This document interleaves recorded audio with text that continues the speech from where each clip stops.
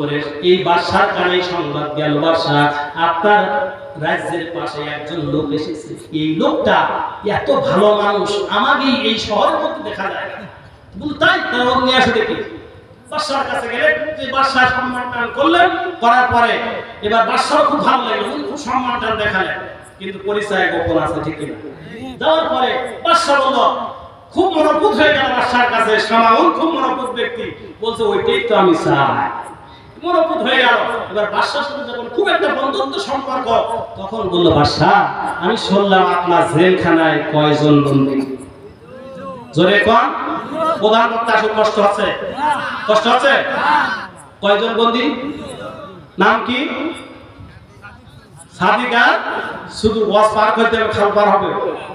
সাদিকার কি শুধু? এরপরে সামাউন এসে বলল, বাদশা আমার সবাই বললো, আমি শুনলাম যে দুইজন লোক জেলে বন্দী, ওরা নাকি খুব খারাপ লোক, না বলি তো আবার বেলাইন হবে, বুঝলেন? বললো খুব খারাপ লোক, জেলে বন্দী, আপনি ওদের এক জায়গায় একটু দেখে এই আর শোনা বোঝা করলে হয়, আমরা দরবারে একটু ডাকেন। বললো খুব গেল এই কোন আল্লাহ আল্লাহ পরিচয় দিচ্ছে, দেশের লোকের লোক সব ভালো হয়ে যাচ্ছে, লোক সব ওই দলে যাচ্ছে, বের করলি ও বের করলি ইঞ্জেকশন তো করে ফেলে। ভাইরা আমার, ও বের করা যাবে না, ওকে পুশ করে দিতে হবে, চালান দিতে হবে, গেছে। ভাইরা আমার, এবার সামাউন বলল, বাদশা ওই দুইজনকে আপনার সামনে হাজির করুন গো বাদশা, আমি একটু শোনা বোঝার পর দেখি, না আমি পুশ করে দেবো। এবার দুইজনে নিয়ে আসলো, বাদশা দিন শত বাদশার পক্ষে কথা বলছে সামাউন। দুইজনকে হাজির করা হলো, দুইজন আসার পরে বলছে ছেড়ে কিন্তু বলে সব হাতে ছাড়া করে ছেড়া ধান টান করিস ও পরিস্থিতি থাক না, আমারও ধরে তোরা যে যায় ওই জায়গায় এখানে লাল কোটা পানি খাওয়াবে, সে ওয়াসরা ধান খাওয়া। এই তোরা এখানে আছে কি করতি? বলে আমাদের আল্লাহ আছে একজন। কয়জন? আমাদের আল্লাহ কয়জন? কাদের কাদের আল্লাহ? একজন হাত তুলে দেখান। আল্লাহ কবুল করি, লিল্লাহে তাকবীর, লিল্লাহে তাকবীর। আল্লাহ এবার বললে আল্লাহ একজন, তো আল্লাহ কি করতে পারে? বললে আগে কুষ্ঠরোগী ভালো করতে যাচ্ছে জেলখানা, ওটা আর বলা যাবে। কুষ্ঠরোগী দেশের এই শহরে কুষ্ঠরোগী সব ভালো হয়ে গেছে, আর যাওয়ার কারণে জেলখানা ওটা আর বলা যাবে না। তাহলে কি আর একটা নতুন কিছু বলবো কি সেটা? এবার তারা বলল, ওয়াউরিউল আকমাহা ওয়াল আবরাসা ওয়া উহিল মাউতা বিইذনিল্লাহ। এবার বললাম আমরা কি করতে পারি? শোনো, মায়ের পেট থেকে যারা অন্ধ হিসাবে দুনিয়া এসেছে, কপাল আর চোখ এটা সব সমান। এই চোখের জায়গায় গপ্প আছে না আপনারা?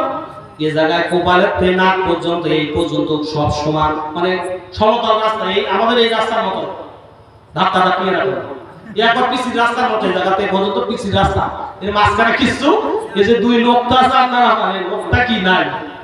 এবার বলছে এরকম লোকটা আছে যার মায়ের পেট থেকে আসছে, তার চোখ নাই।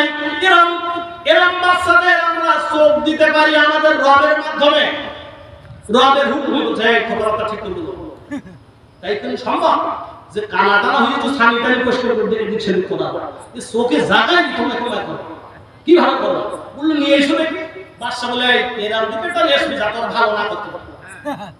খুঁজে সারা শহর খুঁজে খুঁজে একটা পাইছি, একবার এই পর্যন্ত নাকের এই ছিদ্রের আগ পর্যন্ত সব একবার সমতল ঢালাই, সমতল কি ঢালাই করা নিয়ে আসছে।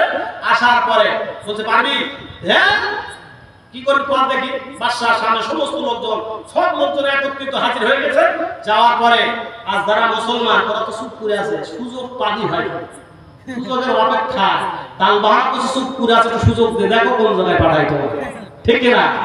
এবার বাদশা সামনে হাজির করা হলো, ওরা আল্লাহর কাছে মোনাজাত করলেন। সাদিক এবং শুধু সামাউনকে নিয়ত আর বাদশার দলের লোক, ঠিক না? বাদশার দলের লোক সামাউন এবার সাদিক এবং শুধু দুইজনের আল্লাহর কাছে দোয়া করলেন, আল্লাহ আমরা জেলখানায় বন্দী, কোনো অপরাধ না, তোমার দিন কায়েমের পথে আন্দোলন করে চলবো, ঠিক না? এজন্য আল্লাহ তুমি এই জায়গায় যদি বিচ্যুতি করো, জেলে রেখে যাও, ফাঁসিতে ঝুলবে না, এই চোখের ব্যবস্থা তুমি করে দাও। আল্লাহ রাব্বুল আলামিন দোয়া করার সাথে আল্লাহ জিবরাইল কি তাদের কাছে পাঠাই দিয়ে বলল, জিবরাইল যাও তুমি ওদের দুইজন কানে কানে বলে আসো যে ওদের ওই যে জায়গায় মানুষের চোখ হয় ওই বরাবর দুইজন এখানে হাত দিয়ে একটু চোখা খাই দেবে। কি করবে? চোখা খাই দিতে বলো। দুইজন হাত দিন আল্লাহর কাছে অনুমতি নিয়া কুম বিজনিল্লাহ। এবার সঙ্গে সঙ্গে একতলার এই জায়গা চোখ যেমন হয় সব একতলা ভেঙে ঠিকঠাক হয়ে চোখের মতো মুখটা সুন্দর করে দিয়ে দিয়েছেন আমার আল্লাহ। বাড়ি যে আল্লাহ আকবার, জোরে করে আল্লাহু আকবার। এবার যেই মাত্র চোখ খুললো, চোখে দেখে না, চোখ পিট পিট করে কিন্তু দেখা যায় না। আমার ঘরের মুরব্বী আছে, চোখে ছানি পড়ে তারপর চোখ কানা হয়ে কিন্তু মনে হয় কি সেই কিন্তু দেখতে পারে। ওই পূজোর ওই যে আপনার মূর্তির মতো ওয়াতারাহুম ইয়ানজুরুনা ইলাইকা ওয়া হুম লা ইউবসিরুন।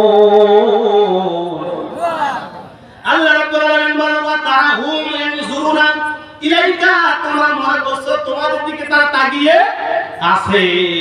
ওয়া হুম লা ইউবসিরুন, কি তোরা চোখে দেখে? ওরা চোখে দেখে না, ওরা চোখে দেখে না। ওই সন্তানটিও চোখে দেখে, চোখে দেখে না। এবার আল্লাহ বললেন জিবরাইলের মারফতে ওখান থেকে জমিনের একটু মাটি নিয়ে তার দুই চোখের উপর ঢুলে দিয়ে দাও। যেই মাত্র দেখেছে, দেখা মাটি ঢুলে দিয়েছে, দেওয়ার সাথে সাথে পৃথিবীর সবকিছু স্বাভাবিক মানুষের মতো দেখতে শুরু করেছে। জোরে করে আল্লাহু আকবার। দেখলাম আমার বন্ধুরা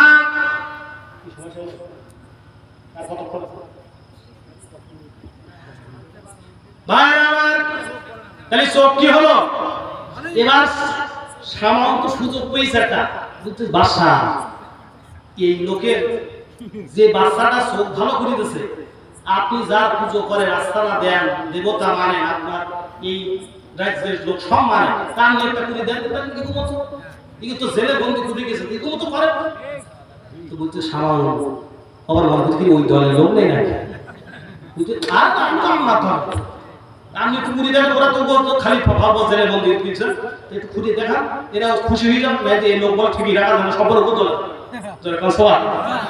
এবার বললাম এই সাবন শোনো, কানটা শুনে বসে আমাকে জোরে বললি, আর আমার ক্ষমতা থাকতে ক্ষমতা কি সমস্যা?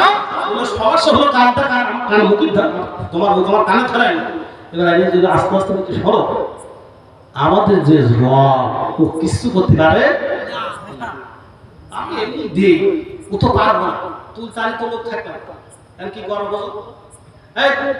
এবার বাদশার একটু মনের মধ্যে দোলা লেগেছে, কি এগুলো সব করতে পারতে, আমরা যার এই সত্য এত কিছু করতে পারতে না, তাহলে মনের মধ্যে কি হালকা একটু পরিবর্তন। এবার সামন বলছে সুযোগে সদ্ব্যবহার, বাদশার মন নরম হয়েছে। এবার সামন বলছে এই তোমরা দুজনের আমার ছেলে যাও না, বুঝো তোমরা আর কিছু করতে পারবা, আর কিছু দেখাতে পারবা?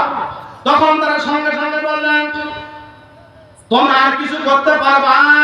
তখন তারা বলল ওয়াফিয়াল মাউতা বিইজনিল্লাহ, আমরা মৃত মানুষকে জীবিত করতে পারি। জোরে কোন আল্লাহু আকবার। আল্লাহ রাব্বুল আলামিন এই কথাটি সূরা মাইদার 5 নম্বর সূরা 12 নম্বর আয়াত নম্বর 110 এর মধ্যে আল্লাহ জানাই দিলেন।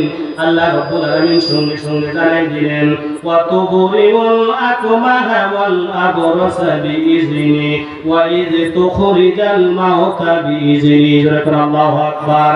ভাইরা আমার, এবার সাদিক এবং সুলুককে বলা হলো তোমরা কি করতে পারো? বললাম আমরা মৃত্যু মানুষকে জীবিত করতে পারি। বল ভাই চিন্তা বলো, বলছে হ্যাঁ ভাই চিন্তা বলেছি। মৃত্যু ব্যক্তিকে কি করতে পারে? জীবিত।